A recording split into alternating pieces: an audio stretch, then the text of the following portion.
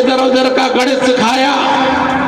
हमने कहा देखो गुरु, हम तो चाहते कि सब बड़े आदमी तुम हमारे दुश्मन बने रहो, सब पत्रकार तुम हमारे बारे में जितना गलत लिख सकते हो, चुनौती के साथ कहता हूं उतना गलत लिखते रहो, और तुमसे मेरी कोई दोस्ती नहीं होगी, दुश्मनी करके रखूंगा।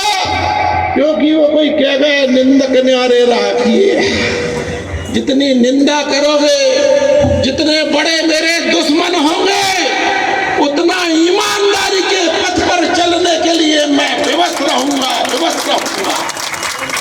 तो ईमानदारी के रास्ते पर चलकर जनता जनार्दन की सेवा करना चाहता हूं।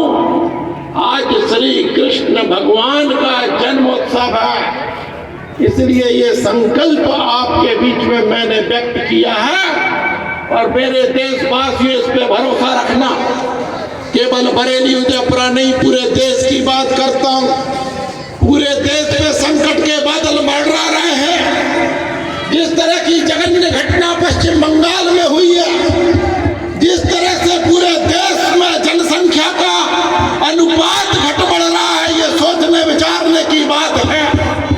जहां कभी बांग्लादेश में 20% हिंदू हुआ करते थे, आज 8% बचे हैं। ये विदेश की बात नहीं है, हमारे देश का टुकड़ा था। अरे हमारे देश में, केरल में, पश्चिम बंगाल में, असम में, जम्मू कश्मीर में क्या हालत है, जरा ये देखना। आज श्री कृष्ण जन्माष्टमी है, इसलिए विस्तार से बात नहीं कर रहा, लेकिन आप पर संकट के बादल हैं, उन पर आपका ध्यान आकर्षित जरूर करना चाहता हूं। किस तरह से पूरा जम्मू कश्मीर में, घाटी में किस तरह से हिंदू विहीन कर दी गई है, यह विचार का विषय है, चिंता का विषय है। जिस असम के अंदर केवल 5-10% अल्पसंख्यक होते थे, उसमें अब कई जिलों में हिंदू अल्पसंख्यक हो गए। ये मैं वो बातें आपसे कर रहा हूं जिसकी तरफ आपको चिंतन मनन करने की जरूरत है। ये हिंदू उत्सव समिति का मंच है, इसलिए आपका ध्यान आकर्षित कर रहा हूं। बाकी के मेरे भाइयों बहनों, वैसे तो कृष्ण भगवान कह रहे हैं संभवामि युगे युगे, लेकिन कृष्ण के अवतार तो होते रहेंगे, विष्णु के अवतार तो होते रहेंगे, और वो तो हुए भी हैं। प्रधानमंत्री नरेंद्र मोदी जी जैसे त्यागी तपस्वी प्रधानमंत्री हैं।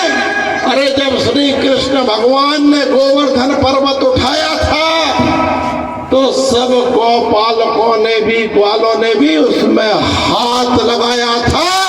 आप सब भी अपनी शक्ति लगा के रखना, गोवर्धन पर्वत के नीचे हम सब सुरक्षित बने रहे। बोलो भारत माता की, भारत माता की।